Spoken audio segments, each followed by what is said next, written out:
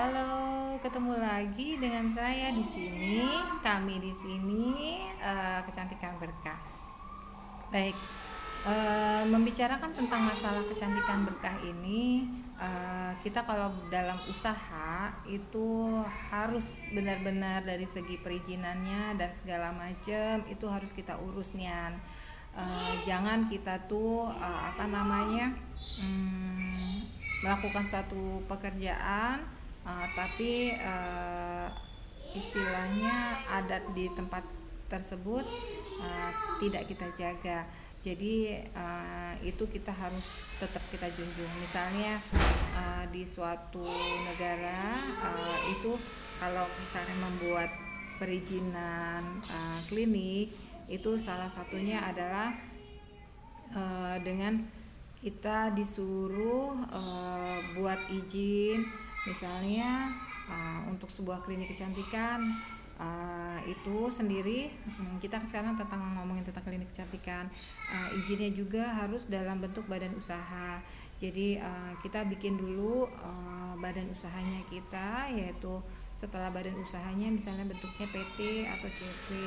Nah itu kita minta untuk perizinannya ke tempat perizinan terpadu, yaitu di pemerintahan kota di mana kita tinggal.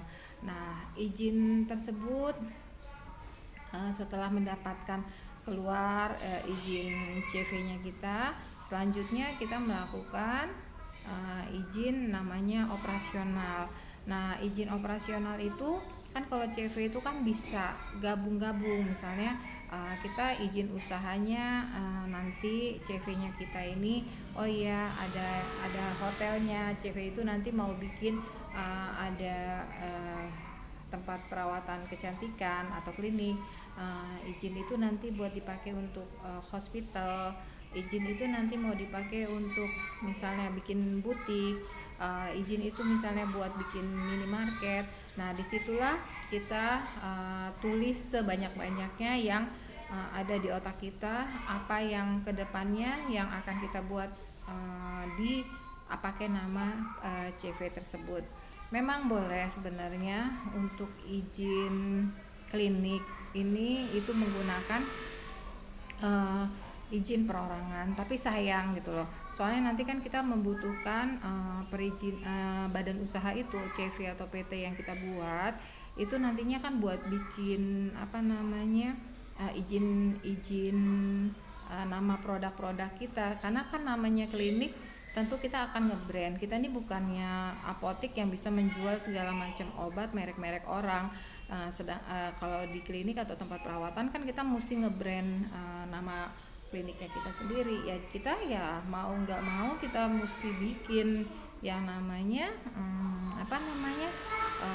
izin badan usaha itu, bukan dalam bentuk izin perorangan. Jadi kita ke depan itu mesti mikirnya agak lebih detail ya. Nanti ini kita bikin ini jangan sekali atau dua kali. Jadi tulislah di situ perizinan badan usahanya kita buat apa aja. Oke, yang kedua, kita kan tadi udah bilang kita akan bikin yang namanya izin operasional. Nah, izin operasional itu kan memang udah tercantum waktu kita badan usaha, bahwa badan usahanya kita misalnya ada hotelnya. Nah, nanti kita tinggal izin tentang kita buka operasional tentang hotelnya. Kalau kita tentang kecantikan kan dalam bentuk klinik, ya boleh, meskipun boleh dalam bentuk apapun. Jadi yang ini sendiri kita mesti bikin izin operasionalnya itu ya ditulis di situ bahwa kita izin operasional itu sama perizinannya di tempat terpadu juga, bahwa kita itu akan buat yang namanya izin operasional klinik. Nah nanti di situ kita membutuhkan yang namanya dokter. Terus kita butuhkan 2 perawat. Jadi sebenarnya tiga orang ini itu yang dibutuhkan di klinik kecantikannya kita. Jadi untuk itu kita jadi harus benar-benar ya dalam pengurusan berkas ini. Nah nanti kan izin kliniknya kita udah keluar, ya tadi kita butuhkan adalah seorang dokter yang punya STR dan seorang perawat juga yang punya STR, karena itu yang dibutuhkan dalam dunia perizinan klinik kecantikan, itu sebenarnya udah cukup. Nah berikutnya adalah begini, kita buat apa bikin klinik kalau kita nggak bisa ngeluarin obat, ya kan? Jadi kita di situ di CV-nya kita buat juga perizinan, apa kita mau bikin toko obat atau kita mau bikin industri perdagangan kosmetik, atau izinnya kita di situ adalah izin apotik. Jadi di CV itu kita juga udah nulis ya. Nah nanti setelah itu kita udah urus lengkap, kita kan keluar nih izinnya, kita nulis operasional. Oh ya, saya pengen bikin operasional klinik. Terus satu lagi, saya pengen izin operasional untuk apotik. Nah nanti yang apotik, kalau aku boleh saran sih, kan kita nih bukan obat-obat yang berat ya. Kita nih ke arah perawatan kecantikan, yaitu pencegahan. Jadi kalau misalnya bisa milih, ya sebenarnya dalam pengobatan itu yang kita pilih adalah operasionalnya aja gitu loh, operasional yang ke arah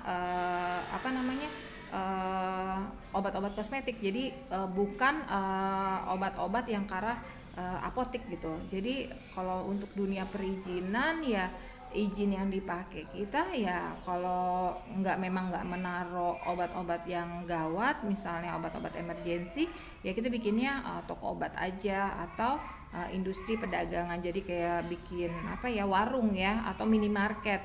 Tapi minimarketnya ya minimarket yang modelnya menyiapkan toko kosmetik seperti itu. Tapi ya kalau boleh saran, karena perizinannya kita adalah klinik, lebih baik sekalian aja, yaitu kita bikin perizinan yang namanya perizinan apotik.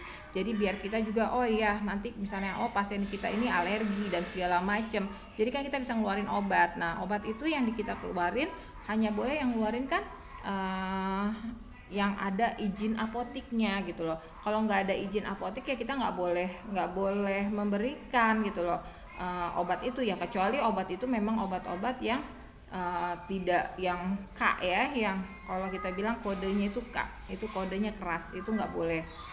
Jadi kalau boleh aku nyaranin, sebaiknya klinik kecantikannya di depannya izinnya kita itu waktu ngeset denah kita siapkan juga apotiknya.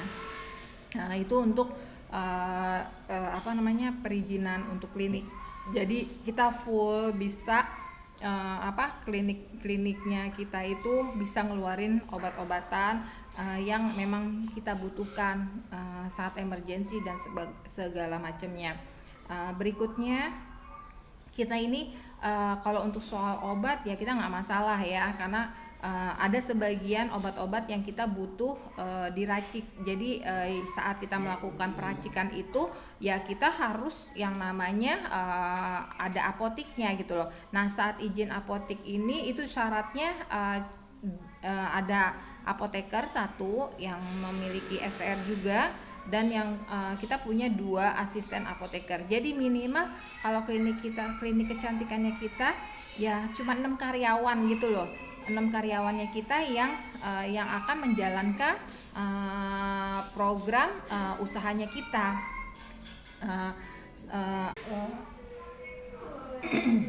Untuk selanjutnya misalnya perizinan apotik kan kita udah. Nah kita kan istilahnya paling di kalau kita lagi ngeracik kita terpaksa pakai tempat wadah, ya tergantung lah wadah yang mau kita pakai apa, karena itu kan nggak ada aturan ya, mau pakai tempat wadahnya yang cakep atau apa. Tapi intinya kalau dia racikan kan udah ada apotiknya tuh.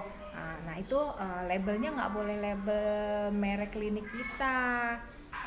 Jadi labelnya itu ya harus sesuai prosedur apotik. Nah apotik itu kan bentuknya tuh etiket untuk krim itu bentuk obat-obat luar itu warnanya biru. Jadi kalau kita mau mereknya sesuai dengan klinik kita misalnya warnanya biru, klinik kita warnanya abu-abu, ya kita nggak boleh gitu loh make stikernya dari obat kita itu sesuai dengan warna klinik kita, itu nggak bisa. Tapi kalau misalnya tempat obatnya kemasannya itu boleh, tapi kan kemasan kosong ya.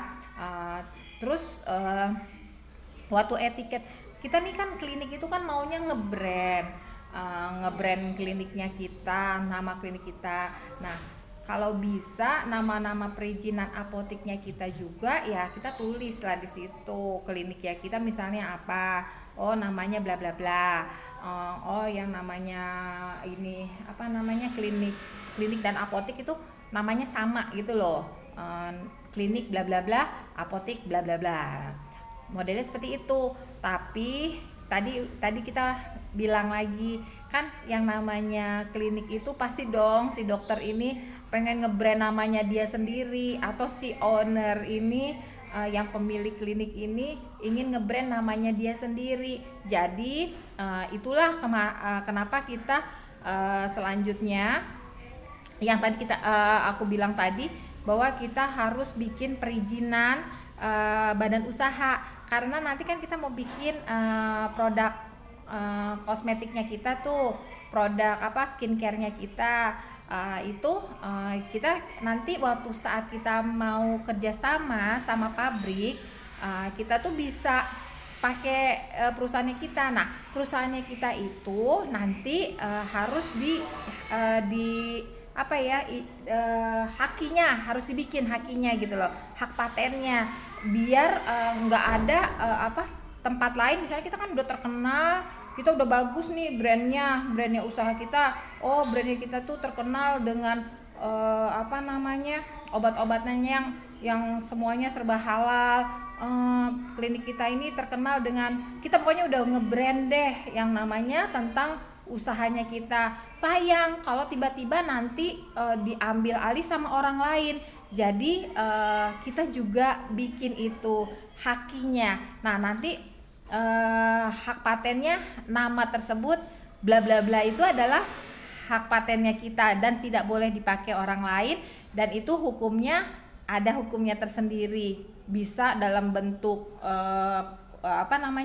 hukuman penjara atau hukuman keluar dana yang besar gitu loh. Jangan ya, daripada kita bermasalah dengan soal yang seperti itu, mendingan kita hindarin dan langsunglah kita bikin hak patennya kita, nama kliniknya kita, misalnya bla bla bla. Tadi kita ngomongin bla bla bla itu adalah kita minta izin haki, hak paten, itu di bagian perizinan hak paten itu ya di kehakiman. Kita datang ke sana adalah untuk hak patennya kita. Nah nanti hak paten ini kan dipakai tuh, tadi kan kita bilang bahwa kita pengen ngebrand usaha kita. Nah klinik kecantikan kita ini kan misalnya si bla bla bla tadi pengen dong, masa kita pakainya etiket apotik gitu loh, apotek bla bla bla, ya nggak enak juga, terus warnanya nggak sesuai dengan warnanya yang kita suka gitu loh. Jadi ya mau nggak mau ya udah kita bikin gitu loh, kerjasama. Kalau kita emang nggak punya pabrik ya kita maklon sama si pabrik itu, istilahnya manufacturer PT Ino. Nah terus distributornya CV-nya bla bla bla, seperti itu. Jadi ya kita kerjasama sama si pabrik untuk bikin produk yang ingin kita bikin. Misalnya kita mau bikin sunblock, kita cari gitu loh, mana nih pabrik yang mau nerima kerjasama maklon nih, yang mau maklon sunblocknya kita. Nanti maunya aku nih merek dari produk sunblocknya itu bla bla bla, kan tadi udah dihakiin tuh yang si merek bla bla bla itu. Nah jadi kita di situ sudah mulai tenang istilahnya. Oh iya, kita punya sunblock, udah kerjasama sama pabrik itu atas nama sesuai dengan kliniknya kita yang si bla bla bla tadi. Oke, kalau kita udah ada produk-produknya ya boleh, misalnya kita mau bikin produk yang lain-lain lagi boleh, kita bikin lagi, kerjasama lagi tentunya sama si pabrik ini. Kita mau bikin apa lagi dengan merek bla bla bla kosmetiknya itu. Tapi intinya sih nggak usah takut ya, asal kita perizinannya memang sudah ada hak patennya kita, ya kita nggak usah takut juga bahwa nama kita akan diambil alih dong sama si pabrik itu. Tiba-tiba kita udah capek-capek secara digital marketingnya, kita sudah memasarkan udah sangat bagus, tiba-tiba misalnya produknya kita dijual sama si pabrik itu nggak boleh. Itu kan ada aturannya. Jadi kita nggak usah takut juga, walaupun kita yang ngebikinin pabrik itu bukan pabriknya kita.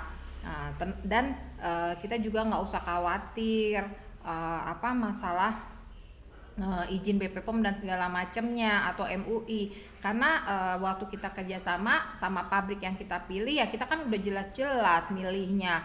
Kalau misalnya pabrik yang kita pilih itu memang udah ada MUI-nya. Nah sekarang kan kita mau nge-brand pakai namanya kita, tetap harus izin lagi bahwa yang diisiin di produknya kita itu, walaupun ya si pabrik ini udah dapat MUI, secara nama khusus yang sunblocknya yang punya kita itu tetap harus izin lagi per nama. Jadi bukan per nama manufacturernya si pabrik itu, tapi atas nama brandnya kita yang ada di dalam kemasan yang kita pilih. Misalnya kita kemasan ada si sunblock, nah si sunblock ini harus ada izinnya ulang gitu loh. Ada izin ulangnya BPOM dan ada izin ulangnya MUI. Nah nanti semua itu kita nggak usah ribet, udah urusan itu ya si apotik si pabrik aja yang ngurusnya, kan karena dia yang tahu isi dan segala macamnya. Kita kan cuma meminta ke si pabrik, tolong dong isiin zat aktif kecantikannya, ada pengupasannya ya. Terus tolong dong di dalamnya isinya, nanti di dalam sunblocknya ada anti mataharinya yang kuat yang SPF-nya 50 ya. Nanti di dalamnya ada yang anti agingnya ya, yang biar bagus kulitnya jadi glowing gitu kan. Nanti di dalamnya juga isi ya untuk pencegahan jerawat, biar pasiennya nggak jerawatan lagi saat pakai sunblock kita. Itu kan kita minta seperti itu. Nah nanti si farmasi si pabriknya ini yang akan, oh iya, ada dok yang untuk pemutih ini kita pakai arbutin ya dok. Atau misalnya dia kerjasama sama si owner yang bukan dokter, is okay. Jadi si pabrik ini pakai ini, dijajalin tuh. Nah nanti sudah kita deal sama pihak pabrik itu, ya sudah, baru pabrik itu yang nanti akan memberikan kan kita suka itu tuh, ada registernya nggak, ada register BPOM nggak. Nah nanti mereka yang ngurus, kita nggak usah pusing, kita hanya kerjasama aja sama pihak pabrik. Jadi kita juga nggak ribet mesti kita izin lagi pabrik, sudah kita manfaatin aja yang bisa kita manfaatin. Jadi istilahnya kita nggak terlalu banyak lagi keluar uang, seperti itu saran saya ya. Dan berikutnya kalau itu semuanya sudah bagus, baru kita mulai ngebrand diri kita, karena semuanya sudah legal. Insya Allah itu aja yang bisa saya sampaikan tentang soal dunia perizinan dan dunianya kecantikan. Sampai ketemu lagi.